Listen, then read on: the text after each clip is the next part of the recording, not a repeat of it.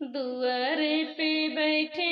बीरन भैया तो बहिनिया रज कर बहिनिया रज कर भैया आज मोरे परल बियाहवा नेवते हमरे आया नेवते हमरे आया भैया आजू मोरे परल बियाहवा नेवते हमरे आया नेवते हमरे आया। इतनी बचन सुने भैया तो बहिनी से बोले तो बहिनी से बोले इतनी बचन सुने भैया तो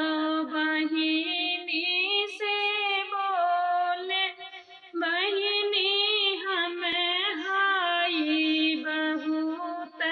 गरीबवा नेवते कैसे अइब नेवते कैसे अइब बहिनी हमें हाई बहुत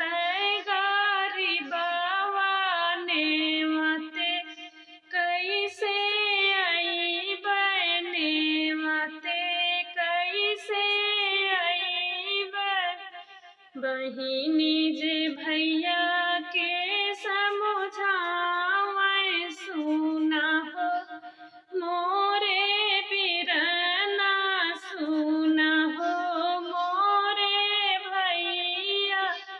भैया चला जाया बाबा के बागियावा तो बेल तोड़ी लाया नेवते हमरे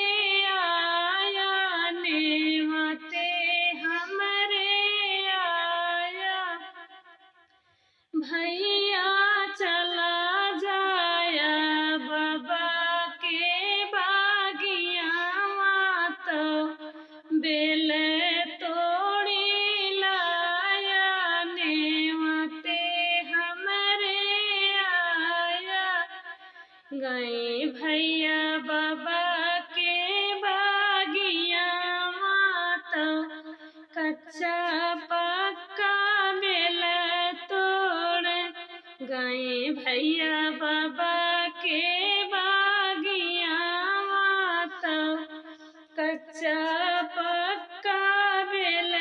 तोड़ भैया बांध ली है गढ़ुअर गाठरिया बहिनिया के देश गाये भैया बांधेली है गढ़ुअर गाठरिया बहिनिया के देश गाये पहुँचे भैया बहिनी के देशवा माड़ुआ में पहुँचे माड़ुआ में पहुँचे भैया गढ़ुअर गाठरिया उतारे तो मुड़वा झुकाई बैठे मुड़वा झुकाई बैठे भैया गढ़ुअर गाठरिया उतारे तो मुड़वा झुकाई बैठे मुड़वा झुकाई बैठे तुही मोरी सासू से सासू तुहिनी हमारी सासू तुहिनी हमारी